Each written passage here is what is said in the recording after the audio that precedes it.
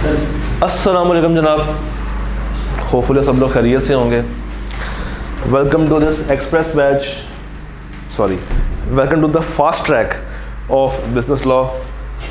और SBI में जो हो रहा है हम उसको फास्ट ट्रैक कहते हैं, और एक और जो ऑनलाइन वेंचर है उसको हम एक्सप्रेस बैच के नाम से मुखातिब करते हैं। तो ज़बान पे फ़िलहाल वही चढ़ा हुआ है परसों से, तो this is fast track not express batch, हालांकि चीज़ें एक ही हैं।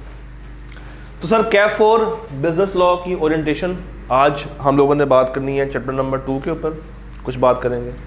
और उससे पहले देखते हैं कि इस पेपर के साथ क्या क्या मसले मसाइल हैं, क्या क्या प्रॉब्लम्स हैं, क्या क्या इश्यूज़ हैं, और हम लोगों ने इस पेपर को पास कैसे करना है, जो कि हमारा अल्टीमेट गोल है। अगर ये चल जाए तो चल गया। What is business law? ये क्या है?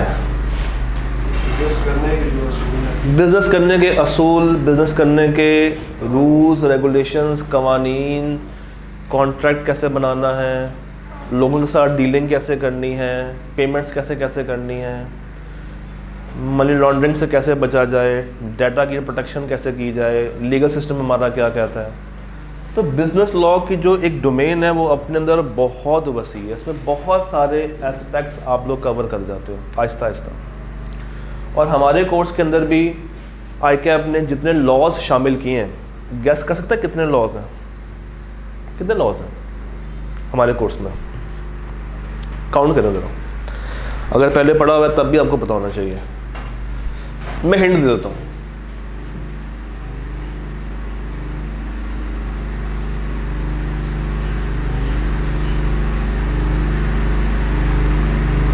कब काउंट करें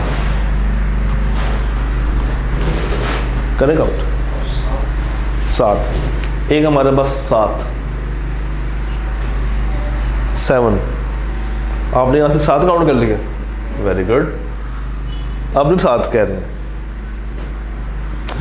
क्या बनेगा सब आपका?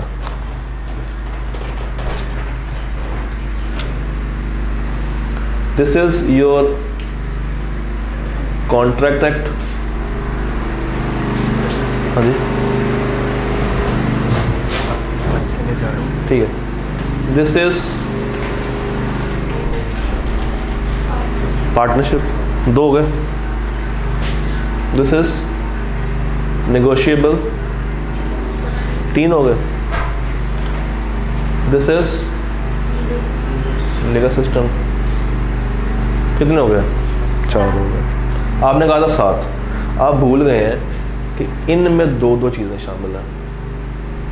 हर चैप्टर में 2 लॉज हैं। 16 में 2 लॉज हैं, 17 में 2 लॉज हैं, और 18 में भी 2 लॉज हैं। फॉर एग्जांपल 18 में कौन से हैं? कंपटीशन एक्ट और आर्बिट्रेशन एक्ट। 16 में AML और इलेक्ट्रॉनिक पेमेंट्स। इसी तरह 17 में डाटा प्रोटेक्शन और इलेक्ट्रॉनिक क्राइम्स। तो 2 4 6 7 7 और 3 10 10 और 10 लॉज हैं। और क्या हमें कुछ चैप्टर छोड़ना चाहिए? नहीं। क्यों? क्योंकि ICAP ने ग्रिड ही ऐसी बना दी है कि आप चाहते हुए भी कोई एरिया स्किप नहीं कर सकते, और वो हर चैप्टर से टेस्ट करने में इंटरेस्टेड है, चाहे वो 1 नंबर का MCQ भी क्यों ना हो। रिसेंट जो 4 पेपर्स आए हैं उसने कोई भी चीज़ किसी भी तरह से स्किप नहीं की, हर चीज़ को टेस्ट उसने किया। हमारा एजेंडा क्या है?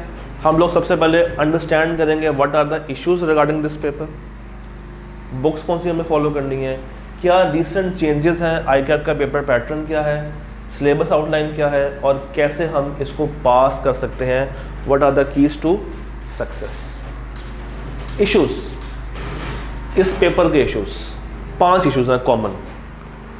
बच्चों को लगता है कि ये बहुत इजी गेम है, क्या ऐसा ही है? क्या BLAW का पेपर बहुत आसान? नहीं। क्या FR1 का पेपर बहुत आसान है? नहीं। क्या CLAW बहुत आसान है? नहीं। ICAP के अंदर कैफ स्टेज के ऊपर हर पेपर एक अपनी ख़ास लेवल ऑफ डिफ़िकल्टी रखता है। कोई भी पेपर इतना आसान और इतना मुश्किल नहीं है। देर आर सर्टन एरियाज़ जहाँ पे आपको लगेगा यार ये तो आसान है, चैप्टर आसान है, वो रेलिवेंट चैप्टर आसान होता है, मगर ओवरऑल चीज़ें अगर आप बहुत ही आसान अज्यूम कर लेंगे तो आप हमेशा घाटे में रहेंगे। तो don't take your enemy easy. आपने हमेशा एक स्टेप आगे रहना है, हमेशा खुद को मोटिवेटेड रखना है कि भाई आप कर सकते हैं। Take it as a challenge, और जिस दिन आपने उसको चैलेंज के तौर पे ले लिया और आप उसमें कामयाब हो गए तो यकीन मानिए ये पेपर कुछ भी नहीं है। तो सबसे पहले अपने दिमाग से ये भूत निकाल दें कि ये पेपर आसान है। क्यों? जब आप उसको आसान काउंट करते हैं ना तो फिर आप रिलैक्स हो जाते हैं। यू टेंड टू फील यार बस अब तो चिल माहौल है, अब तो मैं सुकून से करूँगा। अब हमारे पास वो टाइम नहीं है। हमारे पास कितने दिन हैं? क्या 2 महीने पूरे हैं? 2 महीने भी पूरे नहीं हैं हमारे पास। पेपर कब है? 5 क्या? और आज हम कहाँ पे खड़े हुए? 3। क्या आप लोग संडेस पे पढ़ने के आदी हैं? नहीं। तो 4 और 4 8 दिन गए। तो सीधी सीधी से मैथ है कि 2 महीने भी आपके पास पूरे नहीं हैं। अब वो टाइम आ गया जहाँ पे मुझे आपसे एक चीज़ चाहिए, कंसिस्टेंसी। दे देंगे? दे देंगे, पक्की बात है, पक्की बात है। चलो अल्लाह करें। तो we have to be consistent. Then retention का मसला। सर हमने क्लास ले ली है, हमें बात समझ आ गई है, अब इसको रिटेन कैसे करूं, इसको याद कैसे रखूं? क्लास तो ले ली है, समझ भी आ गया है, मगर घर जाते जाते मुझे भूल गया। अब क्या करूं? मैं बहुत पैनिक कर गई हूं या कर गया हूं, मैं बहुत परेशान हूं। सर रिटेन रखने के लिए हर लॉ को या हर थ्योरी के पेपर को लिखना ज़रूरी है। तो आपको लिखना चाहिए। जो पढ़ें घर जाके उसको अपने रजिस्टर पे उतारें, लिखें अपने रजिस्टर के ऊपर कि आप आज क्या नई बात सीख के आए हैं। हमने डेली बेस पे कुछ ज़्यादा कवर नहीं करना। मैंने ये 40 डेज़ का बैच क्यों स्टार्ट किया है? क्योंकि इसमें टेक्निकली 40 डेज़ नहीं है। ये मज़े की बात है। पहली बात तो ये कि 40 डेज़ से कम है। दूसरी बात, हमारी क्लास होती थी घंटे की, ये है 2 घंटे की, यानी कि हम एक दिन में 2 दिन जितना कवर कर लेंगे। तो ये अगर 35 दिन भी हों तो कुल मिला के ये 70 लेक्चर्स हैं, 70 लेक्चर्स हैं, जो कि हमने शॉर्ट टाइम के अंदर पूरा करना है। तो हम किसी भी टाइम पे स्पीड नहीं लगाएंगे, हर चीज़ को आराम से तसल्ली के साथ 1 बाय 1 करके कवर करेंगे। हमने भागना नहीं है। We are not here to run, we are here to study with a rabbit's approach. किया, रुक गए, फिर किया, फिर रुक गए, फिर किया, फिर रुक गए। क्या हम लोग सारे सवाल ICAP के अटेम्प्ट कर पाएंगे इस कोर्स के बाद? यस, कर पाएंगे। हम लोगों ने ऑटम 2009 से लेके रिसेंट अटेम्प्ट तक चीज़ों को लेकर चलना है। कोई भी सवाल किसी भी जगह से मिस नहीं होगा। बस एक बात है, जो रिसेंट 2 पेपर्स हैं उसको हम फुल फ्लेज करेंगे। तो रिसेंट 2 यानी कि 2023 का कोई सवाल ड्यूरिंग क्लास नहीं आएगा, वो एंड पे आएगा जब हम लोग पूरा पेपर खोल के डिस्कस कर रहे होंगे। यानी कि ऑटम 9 से लेके ऑटम 22 तक का हर सवाल इस वक्त क्लास में किया जाएगा, जो ICAP ने पूछा। आप लोग अब ना तो AFC वाले हैं ना PRC वाले हैं। अब आप लोग वो बच्चे हैं जिन्होंने कैफ का पेपर उठाया था, फेल हो गया, या उठाया था और बाद में स्किप कर दिया कि मैं बाद में उसको फास्ट ट्रैक में कवर कर लूँगा या कर लूँगी। अब सीरियस हो जाए and please avoid shortcuts. Selected study की तरफ नहीं जाना। क्यों नहीं जाना? क्योंकि अगर मैं आपको दिखाऊं एक ट्रेंड, तो ज़रा मुझे देख के बताइए, क्या आपको कोई बॉक्स ऐसा लग रहा है कि जहां से ICAP ने बहुत ही रेयर कोई सवाल टेस्ट ना किया हो? ये आपकी पूरी ग्रिड है, पास्ट पेपर्स हैं ग्रिड वाइज। चैप्टर 1 में वो कहता है कि सर मैं 5 से 8%, और ऑन एवरेज वो कितना जा रहा है? 6%। रिसेंटली 6, 6, 7 और 6। ग्रेड बी में वो कहता है 20 से 25। अब ग्रेड बी में चैप्टर्स कौन से हैं? 2, 3, 4 और 5। उसने कहा 20 से 25 और कहाँ पे खड़ा हुआ है? 24%। और 20.5, 25, 24 और 23 है। रिसेंट पेपर में 20.5 नंबर का पेपर है। 20.5, 0.5 तक मैंने काउंट किया बीच में, 0.5 तक। अच्छा, इससे 0.5 क्यों आया होगा? Any guess? MCQs। एक MCQ 1.5 का होगा जो कि यहाँ पे कवर हो जाता है। फिर 25 से 30 तो वो हायर साइड पे रह रहा है, ग्रेड सी में भी 29.5 सेम, 31। इसी तरह जो आपकी आखिरी ग्रेड है ना, ग्रेड डी, उसमें ये सारा माल छुपा हुआ है। बेसिकली क्या है? This is your grade A, this is your grade B and C. ये सारा क्या है? आपकी ग्रेड डी। और आधा पेपर यहाँ से है, आधा पेपर यहाँ से और यहाँ से। तो हर चैप्टर के अपने डायनामिक्स हैं, हर ग्रिड की एक अपनी कहानी है। बस आपको बताना ये चाह रहा हूँ कि थोड़ा सा चीज़ों को सीरियस होकर चलेंगे। ग्रेड ए 5 से 8, ग्रेड बी 20 से 25, ग्रेड सी 25 से 30 और ग्रेड डी 35 से 52। और ये उसके चैप्टर्स का एक ओवरऑल ब्रेकअप है कि ग्रेड ए में हमारे पास एक चैप्टर है, ग्रेड बी में 3-4 है, ग्रेड सी में 5 और ग्रेड डी में अगले 8 चैप्टर्स हैं, जिसमें पार्टनरशिप भी आती है, नेगोशिएबल भी आता है और अदर लॉज भी कवर होते हैं। Paper pattern. पेपर हमारा कितने मार्क्स का होता है? 100। और पासिंग मार्क्स इसमें कितने होते हैं? 50। क्या पेपर में सारे सवाल मुश्किल आते हैं? सारे मुश्किल आते हैं? नहीं। कितने मार्क्स आपको लगता है कि आसान आते हैं इस पेपर में? 35 से 40 नंबर का पेपर आसान होता है। रीसेंट पेपर जो आया था, जो बिल्कुल रीसेंट पेपर आया है, उसमें 50 नंबर का सीधा सवाल है। आधा पेपर क्रैमिंग से भरा हुआ है। अब ICAP क्रैमिंग को भी 2 तरीके से टेस्ट करता है। एक उसका मोड होता है कि वो पूछे define this, define that, endless this, इसके फीचर्स बता दें, इसके ड्यूटीज़ बता दें, इसके राइट्स बता दें। एक और ऑप्शन उसके पास होती है, वो ऊपर एक खोलेगा सिनेरियो 2-4 लाइनों का, मगर नीचे क्या पूछेगा? रट्टा। उसको हम कहते हैं सीम्स लॉजिकल सवाल। सीम्स लॉजिकल, जो कि लॉजिकल दिखते हैं मगर होते नहीं है। तो वो भी टेक्निकल क्या है? एक क्रैमिंग बेस्ड सवाल ही है। बस आपने उसमें इनकॉर्पोरेट करने होते हैं कुछ कैरेक्टर्स जो कि उसने सिनेरियो में डाले होते हैं। और जो तीसरी किस्म है लॉजिकल सवाल की, वहाँ पे वो आपकी स्ट्रेस टेस्टिंग कर सकता है। अब रिसेंटली उसने ना 2 अटेम्प्ट से एक और काम शुरू किया हुआ है। वो कुछ चैप्टर्स को मर्ज करके ना एक बड़ा सवाल निकालने में काफ़ी ज़्यादा इंटरेस्टेड है, और ये हमें पहले कभी नज़र नहीं आया। रिसेंट जो एग्जामिनर जो बना रहा है पेपर, वो काफ़ी ज़्यादा कीन है कि बच्चों से 2 से 3 चैप्टर्स को कंबाइन करके पूछा जाए। और नॉर्मली वो क्या कंबाइन करवा रहा है मैं बता देता हूँ। नॉर्मली वो क्या कंबाइन करवाने की कोशिश करता है? 6, 7 और 9। 6, 7 और 9, ये 3 चैप्टर्स को वो जोड़ के कोशिश करता है कि एक केस स्टडी बना के आपको दी जाए जिसमें बच्चे थोड़े से परेशान हो। मगर जब आपकी तैयारी ही इस लेवल पे हुई होगी तो वो वाली परेशानी भी आपकी ऑटोमेटिकली ख़त्म हो जाएगी। अच्छा, पेपर के अंदर 15 नंबर के MCQs हैं। इसका मतलब ये है कि क्या 15 ही MCQs आएंगे?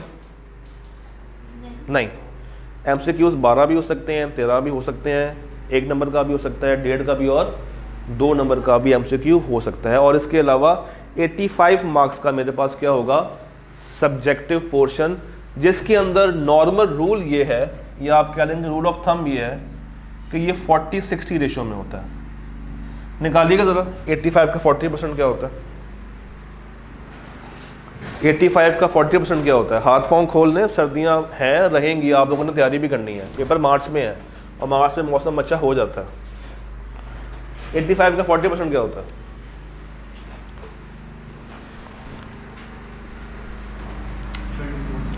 क्या?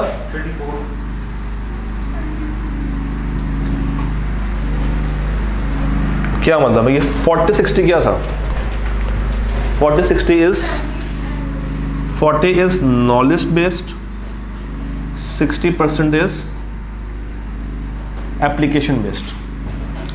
ये रटा है यहाँ पे स्ट्रेट फॉरवर्ड और सीम्स लॉजिकल सवाल होंगे 34 नंबर, और मुश्किल सवाल या जो सिनेरियोज हैं वो कहाँ पर आएंगे? इस 51 नंबर में।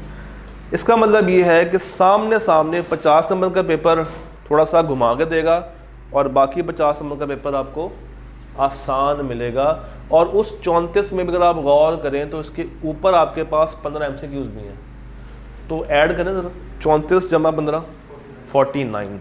और क्या है, क्या किसी को 49 पे फेल करता है? नहीं करता। तो हर पेपर के अंदर हर तरीके से आप पास हो सकते हैं, बस आपको उस पेपर की रूह समझ आनी चाहिए। जिस दिन आपने कहा ना कि yes I can do, then उस दिन वाकई में आप कुछ ना कुछ कर सकते हैं। You can achieve wonders. सिर्फ इसको समझाने की देर है। मगर मसला कहाँ पे आता है? ये है ही नहीं, ये समझता ही नहीं है, या आपको समझाना आता नहीं है। ये इस वक्त प्यार से नहीं चलेगा, इसको डंडे की ज़रूरत है। मुझे पता है सर्दियां हैं, आप लोग रज़ाई में होंगे, गर्म हुए होते हैं, यार नहीं दिल कर रहा, थेरी का पेपर है, कर लेंगे, शुरू तो कर लिया ना, ख़त्म भी कर लेंगे। अब वो टाइम से हम बाहर आ चुके हैं। पहले मेरा पूरा प्लान था कि मैं ये क्लास 6:45 पर रखूं, क्योंकि मैं 6 बजे के आसपास इस कैंपस के इर्द गिर्द घूम रहा होता हूँ। मगर मैंने कहा फिर मैं तो आ जाता हूँ, बच्चे पता नहीं आ पाएंगे या नहीं आ पाएंगे, तो मैंने फिर आपके लिए टाइम निकाला, क्योंकि PRC के बाद का टाइम था। तो इससे पहले PRC चलती है, उसके बाद आपकी बारी आ जाए करेगी। तो 15 और 85 का ये एक हमने हसीन इम्तजाज देखा। कोर्स स्केड्यूल के बारे में भी बात करते हैं, थोड़ा सा आगे चलते हैं। ये बात हम लोगों ने कर ली। विच चैप्टर्स आर मोस्ट इंपॉर्टेंट। अब मैं शुरू में क्यों दिखा रहा हूँ आपको, उसका मतलब ये नहीं है कि हमने इन पे ज़्यादा फोकस करना है।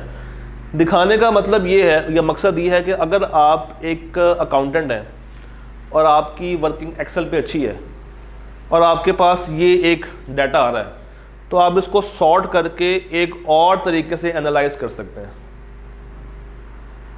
क्या कि 18 में से ये 6 चैप्टर्स सुपर इंपॉर्टेंट हैं, यानी कि इन 6 चैप्टर्स में से तकरीबन आधा पेपर तो लाजमी आना ही आना है, और ऑन एवरेज आ भी रहा है। 55% है, 55%।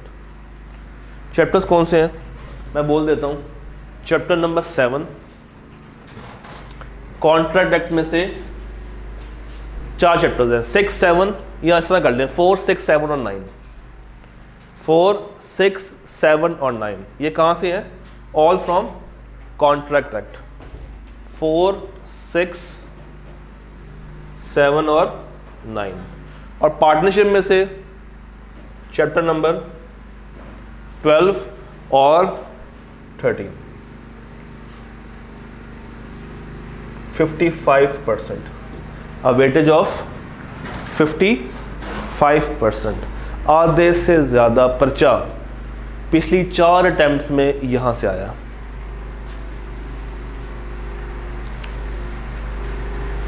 तो काउंट कीजिएगा, 10.5 प्लस 10.5।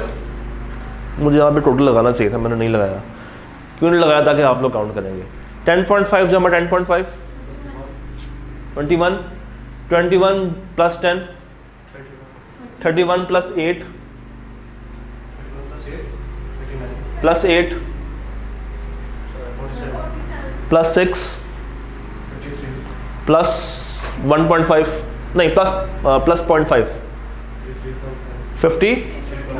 रिसेंट पेपर में 53.5 मार्क्स हैं इन 6 चैप्टर्स के।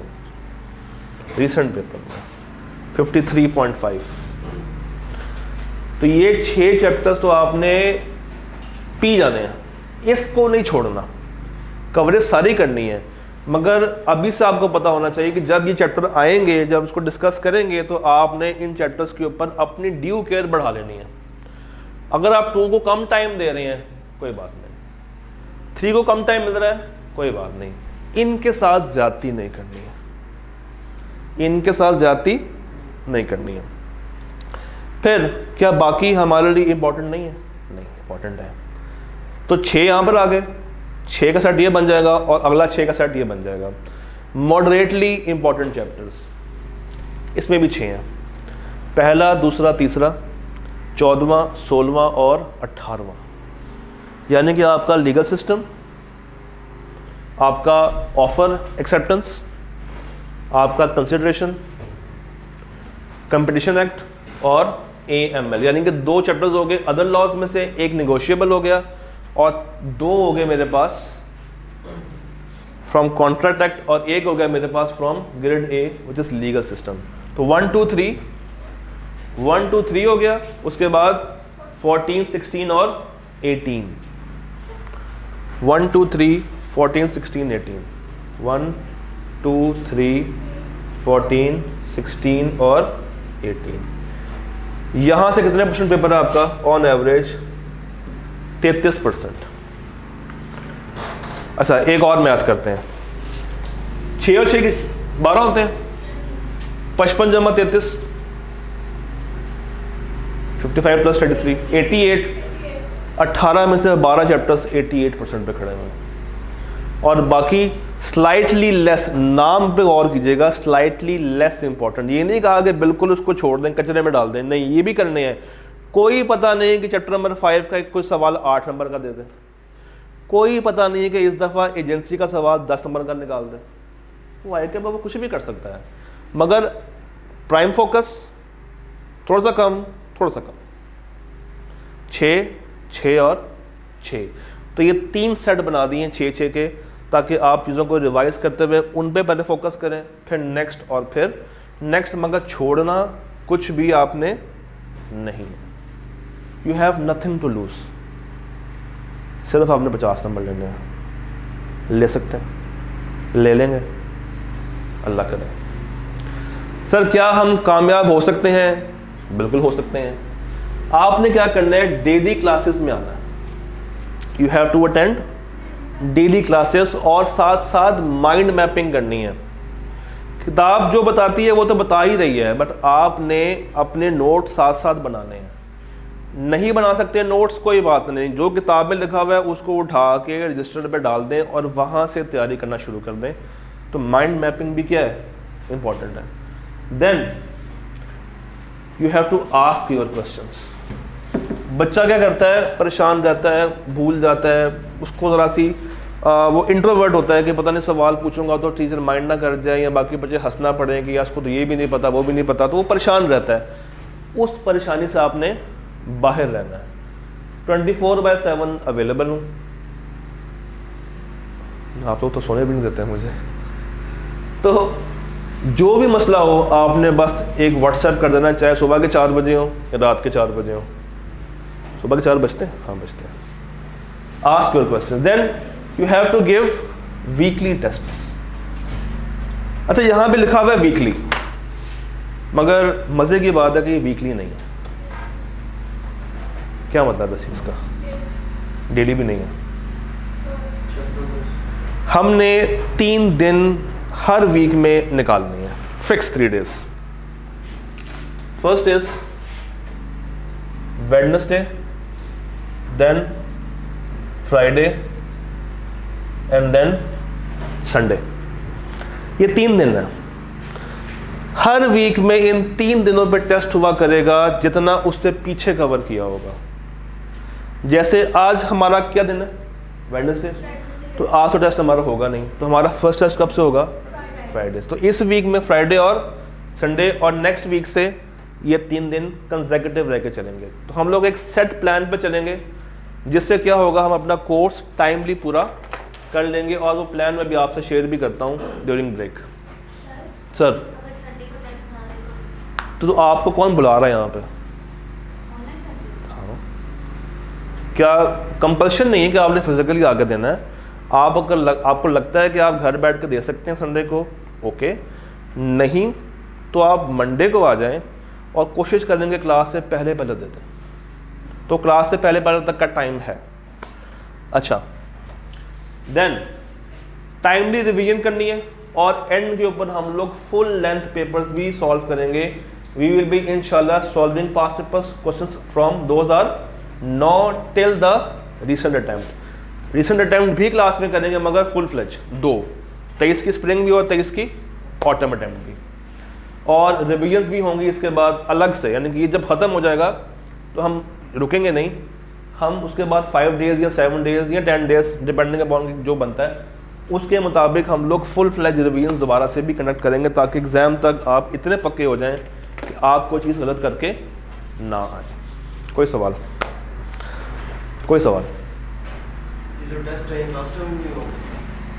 टेस्ट जो है वो आउटसाइड क्लास टाइम होंगे, क्योंकि ये जो 2 घंटे हैं इसमें हमने सिर्फ कंटेंट के ऊपर बात करनी है।